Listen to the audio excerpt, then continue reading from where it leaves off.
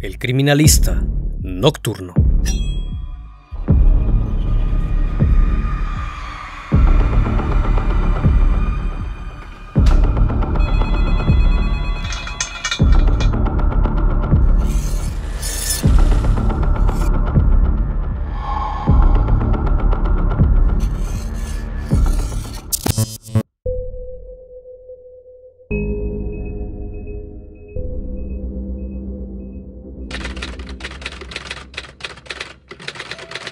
Corría el año de 1980. Fuertes lluvias causaron inundaciones en Ecuador, entre ellas la ciudad de Ambato. En aquella inundación, cientos de personas fueron arrastradas por el agua. Cuando las lluvias al fin pararon, el cuerpo de rescatistas se dedicaron a buscar los cuerpos de las personas desaparecidas para su identificación.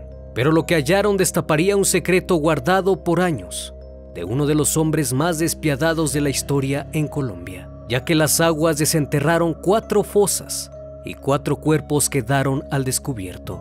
En un principio fueron tomadas como víctimas del desastre natural, pero estaba claro que alguien había tratado de esconderlos. Así que después de investigar, se dictaminó que esto era obra de algún criminal. Los especialistas trataron de determinar la causa del deceso, pero debido a las corrientes de agua, esta había borrado todo posible indicio y fue imposible saber la causa. Lo que jamás esperaron los investigadores fue hallar respuestas en tan poco tiempo, pues después de algunos días encontrarían al principal sospechoso. A finales de abril de ese año, un sujeto es detenido en un supermercado, ya que trataba de llevarse a una joven de 12 años, de nombre María. Carvina Poveda se dirigía a realizar sus compras al supermercado, acompañada de su hija, cuando un hombre desconocido tomó a la pequeña del brazo y trató de huir con ella. Cuando la madre comenzó a gritar pidiendo ayuda, los comerciantes de la zona acudieron rápidamente y lograron retenerlo. Se llamó a la policía de la localidad y estos llegaron para detener al sujeto. Una vez que fue llevado a la oficina principal de la comisaría, lo empezaron a interrogar y le preguntaron que si tenía algo que ver con los cuerpos encontrados recientemente, pero este se negaba a contestar cada una de las preguntas, ya que no quería cooperar con las autoridades, y en un principio se pensó que se trataba de un loco, que no comprendía lo que hacía, ya que solo se reía y otras veces miraba hacia otros lados. Durante 1 hora le hicieron preguntas, pero este no contestó y permaneció en silencio. Los investigadores pronto se dieron cuenta que tendrían que emplear una estrategia diferente para hacer hablar a su sospechoso. Es entonces donde surgió la idea de hablarle a un sacerdote para ver si de esa manera confesaba sus crímenes. Se solicitó el apoyo del padre Córdoba Gudino, quien accedió a ayudar a la autoridad. En el lapso de 1 hora, este se presentó a la comisaría y le pidieron ingresar a la celda donde se encontraba el sospechoso. Aquel hombre se hacía llamar Pedro Alonso López. Casi al instante de que el cura se presentó, este empezó a hablar. Increíblemente, aquel sujeto habló toda la noche sin parar.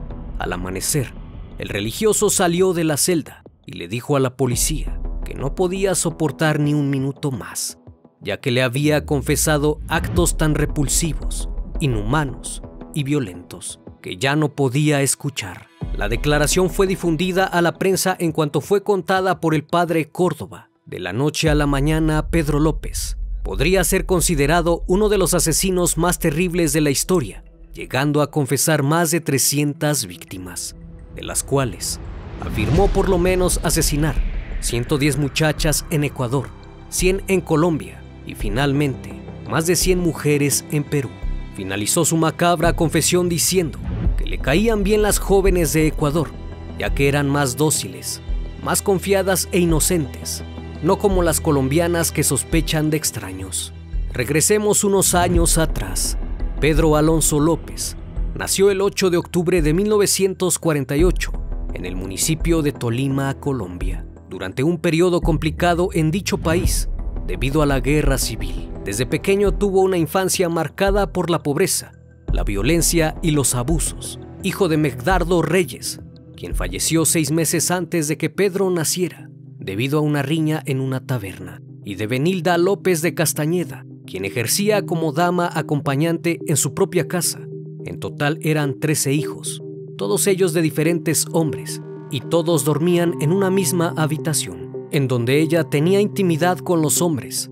Tan solo los separaba una cortina de una cama a otra, y era imposible no escuchar los ruidos cuando atendía a sus clientes, algo que lo afectó demasiado, ya que apenas era un niño, agregando que su madre apenas se hacía cargo de ellos, y cuando lo hacía, únicamente los golpeaba y los maltrataba. En el año de 1957, ya con 9 años, su madre descubre a Pedro tratando de abusar de su hermana menor. Al verlo lo golpea fuertemente y toma una vela. Con esa misma, le quemó los pies y lo echó a la calle. A partir de ese momento comienza a vagar y a convertirse en un indigente, explorando lugares y barrios peligrosos, comiendo de lo que encontraba en la basura, hasta que luego de algunos días de andar por las calles, se encontró con un amable anciano que lo recogió y le ofreció comida, además de un lugar donde vivir. Sin embargo, las intenciones de este hombre no eran precisamente buenas, ya que cuando lo llevó a su casa, que en realidad era un edificio abandonado, al llegar lo golpeó y abusó de él. Además, lo obligó a quedarse en ese lugar y lo amarró en una habitación en la que cada cierto tiempo intimaba con él. Después de varios días en cautiverio, al ver que el joven ya no soportaba más agresión, fue dejado en libertad, y esto fue marcando su carácter, haciéndolo más agresivo y resentido aún más con la vida, ya que esta no sería la primera vez que abusaron de él. De hecho, fue acosado por extraños en muchas ocasiones, lo que le llevó a esconderse por el día y buscar comida para luego regresar a su escondite y no salir más. En su lucha por la supervivencia, aprendió a pelear con cuchillos y a fumar, empezando a consumir drogas desde temprana edad. Una vez que pasó más de un año de andar vagando, se dirigió hasta la ciudad de Bogotá, en donde pensó que cambiaría su suerte, ya que en una ocasión, una pareja de estadounidenses lo encontraron en las calles y luego de hablar con él, decidieron adoptarlo. Para ese entonces, Pedro ya tenía 12 años y su vida había dado un giro de 180 grados, ya que ahora tenía una familia, un hogar donde vivir e incluso fue llevado al colegio, donde tuvo algunos amigos. Parecía que todo andaba bien e iba de lo mejor, hasta que un terrible día, uno de sus profesores abusó de él. Lleno de temor, robó dinero y huyó nuevamente a las calles. Al verse en esa situación, decidió buscar su primer trabajo, pero fue rechazado por falta de experiencia laboral. Así que al no tener salida, se dedicó al robo de autos durante muchos años. En un principio comenzó con robos pequeños y en muchas ocasiones fue detenido por la policía, pero era dejado en libertad por ser menor de edad. Siendo ya un adolescente, Pedro se convirtió en un habilidoso ladrón de automóviles, que a menudo era solicitado por aquellos que controlaban el negocio. Pero en el año de 1969, cuando ya contaba con 21 años, fue detenido en un suburbio en Bogotá y fue sentenciado a 7 años de prisión. A tan solo unos días de haber ingresado a la cárcel, 2 reclusos mayores lo sometieron y abusaron de él, pero fue tanta su ira que decidió buscar venganza. Así que construyó un cuchillo con los utensilios de la prisión y 2 semanas más tarde logra cumplirla, asesinando a cada uno de los hombres que lo habían sometido. Y fue en ese momento que se dio cuenta del placer que le producía asesinar. El castigo por tal venganza fue de 2 años más, ya que el acto fue considerado como defensa propia. Durante el tiempo que permaneció en prisión, el odio de Pedro hacia su madre se sumó a su consumo de revistas para adultos, creando una imagen dañina sobre las mujeres. Inconscientemente, se preparaba para el crimen. Finalmente salió libre en 1978, pero su estancia en la cárcel, en vez de readaptarlo, lo convirtió en asesino. Luego de estar tantos años sin tener intimidad con una mujer, comenzó a buscar chicas vulnerables que pudiera someter fácilmente, dejando de ser víctima para convertirse en victimario. Luego de su liberación, vagó por Colombia, Ecuador y Perú en busca de presas fáciles, y una vez que recorrió estos países, se dio cuenta que las más vulnerables eran niñas de 8 a 12 años, que a menudo salían solas de sus casas. Así que recorrió las tribus indígenas de la región de Ayacucho, al sur de Perú, engañando a las niñas y jóvenes con la promesa de trabajo y otras veces algún regalo. Las llevaba a lugares solitarios en donde perpetraba el crimen. Finalmente enterraba los cuerpos para que no fueran encontrados. Una vez que las jóvenes empezaron a desaparecer en la tribu, los aborígenes llamaron al responsable de estos acontecimientos el monstruo de los Andes, ya que atacaba precisamente en esa cordillera. En una ocasión fue capturado por un grupo de la tribu al norte de Perú, mientras intentaba llevarse a una pequeña de tan solo 9 años de edad. Los indios lo torturaron durante varios días, lo enterraron hasta el cuello y lo golpearon. Posteriormente le untaron miel para que las hormigas acabaran con él. Pero mientras este suceso ocurría, una misionera americana amiga de ellos los convenció de que estaban haciendo un acto inhumano y lo mejor era entregarlo a las autoridades. Así que lo sacaron y lo ataron para posteriormente subirlo a la furgoneta de la misionera, que se lo llevó personalmente para dárselo a la autoridad. Pero esta, al verlo, se apiadó de él y lo liberó en la frontera de Colombia, diciéndole que no regresara porque si no lo iban a linchar. Al menos esta fue su versión, ya que en una investigación realizada se dice que fue llevado por la misionera a la policía de Perú y que ésta se negó a invertir dinero para comenzar una investigación sobre las chicas desaparecidas. Así que lo mejor para ellos fue deportarlo a Ecuador. Una vez en ese país, siguió aplicando su modus operandi. Acechaba a niñas vulnerables, principalmente de alguna etnia. Cuando se las llevaba eran golpeadas y estranguladas. En el proceso abusaba de ellas y una vez que estaban sin vida, lo seguía haciendo, cometiendo actos de necrofilia. En algunas ocasiones las cortaba para verificar que la sangre ya no bombeaba. En todo momento procuraba no dejar rastro. Una vez que se satisfacía, cavaba una fosa y ahí las enterraba. Su principal obsesión eran los ojos, ya que disfrutaba verlos a la luz del sol. Debido a que le gustaba observar cómo se iban apagando lentamente, siempre buscaba a las niñas con los ojos más inocentes, porque de esa manera tenía más placer, diciendo en sus propias palabras que tal acto era un momento divino. Siempre atacó de día, ya que por la noche aseguró sería un desperdicio, pues no vería sus ojos.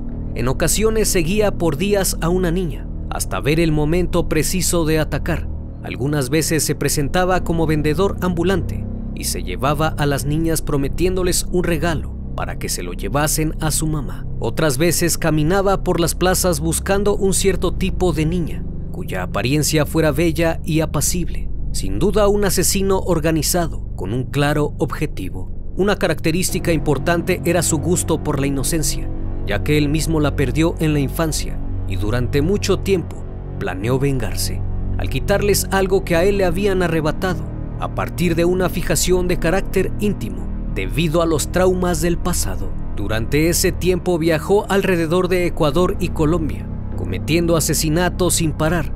Entre 1978 y 1980, el número de desapariciones de niñas fue en aumento, principalmente en estos dos países, pero la policía no sospechaba de él, ya que esta situación se la adjudicaba a la trata de personas. Fue hasta que en 1980 ocurrió la inundación en Ambato, Ecuador, que las aguas furiosas desenterraron los restos de 4 niñas. Días después de la catástrofe, el error de Pedro lo llevó a su detención al querer raptar a la pequeña de 12 años.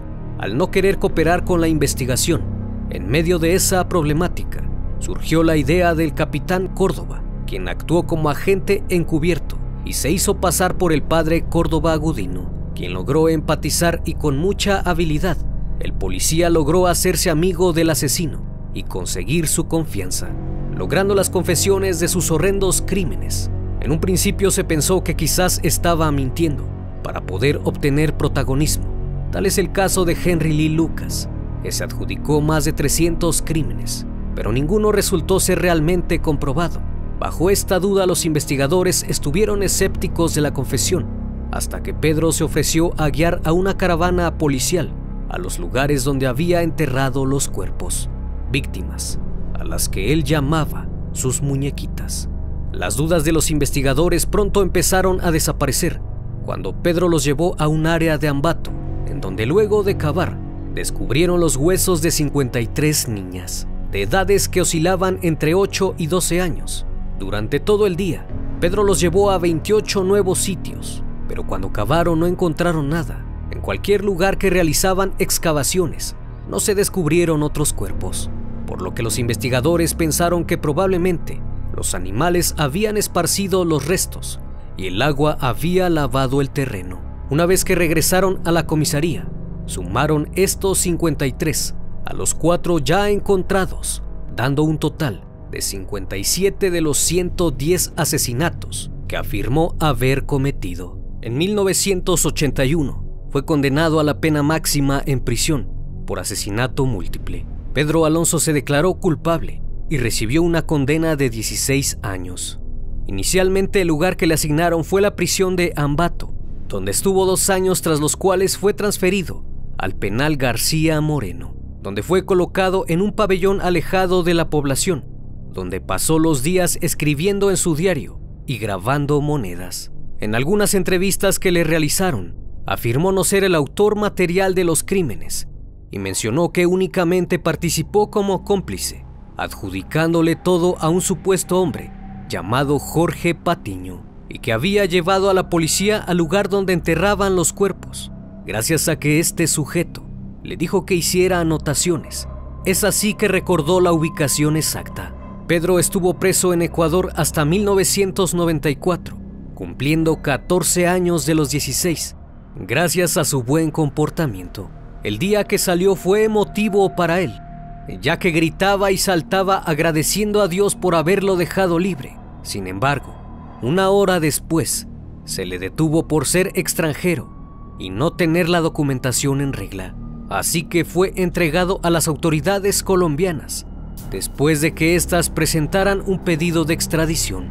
Una vez ahí fue procesado por asesinar a 2 niñas en 1979, pero ya en Colombia, el juez lo encontró demente y por tanto inimputable, y en 1995 se le recluyó en un hospital psiquiátrico. Años después, fue declarado sano y puesto en libertad, tras pagar una fianza de $50 y con la condición de que siguiera recibiendo tratamiento psiquiátrico y se reportara cada mes en el Poder Judicial. Antes de salir les dijo a los psiquiatras que el momento del asesinato es apasionante y excitante y que si algún día salía en libertad, sentiría ese momento de nuevo y sin duda estaría encantado de volver a matar, ya que afirmó que esa era su misión.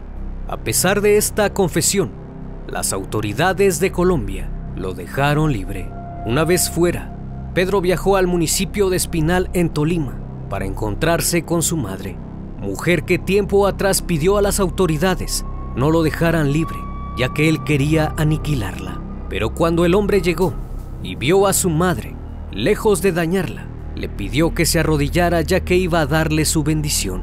Luego de platicar con ella, le exigió dinero para que se fuera, obligándola a vender su cama y una silla que tenía. Como era de esperarse, Pedro Alonso jamás se presentó ante la autoridad judicial y el monstruo de los Andes desapareció en 1998, luego de la visita a su madre. Según los exámenes psicológicos que le practicaron, este asesino era un sociópata con un trastorno de la personalidad antisocial, sin conciencia ni empatía y con gran habilidad para la manipulación y el engaño mediante el uso de la palabra. Cuando hablaba de los crímenes, se refería a sus víctimas como sus amiguitas, de las cuales le gustaba tener su compañía. Solía poner 3 o 4 niñas en un hoyo y hablarles.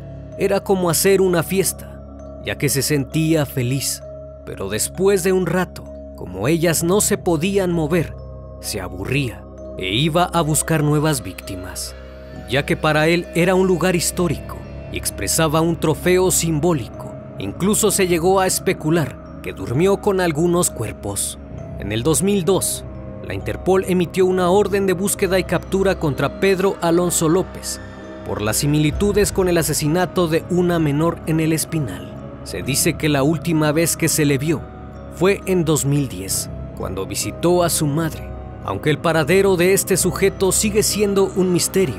Su propia madre tiene claro que su hijo sigue vivo, por lo menos así lo declaró a medios locales. Desde entonces no se ha sabido de él, pero en el año 2012 ocurrió otro asesinato de una niña en el municipio de Tunja, en Colombia. El responsable siguió el mismo modus operandi que el monstruo de los Andes, por lo que se piensa que aún sigue asesinando. Hasta la fecha se desconoce su paradero y es buscado por la Interpol. De estar vivo, Pedro Alonso tendría 73 años. Nunca se le llegaron a comprobar los 300 asesinatos que afirmó haber cometido, pero algunos investigadores del caso piensan que no fue esa cantidad, sino más. Si has llegado hasta aquí, te invito a que me sigas en todas mis redes sociales, y si aún no estás suscrito, te invito a que lo hagas y seas parte de esta gran comunidad. Esto es El Criminalista Nocturno. Hasta la próxima emisión.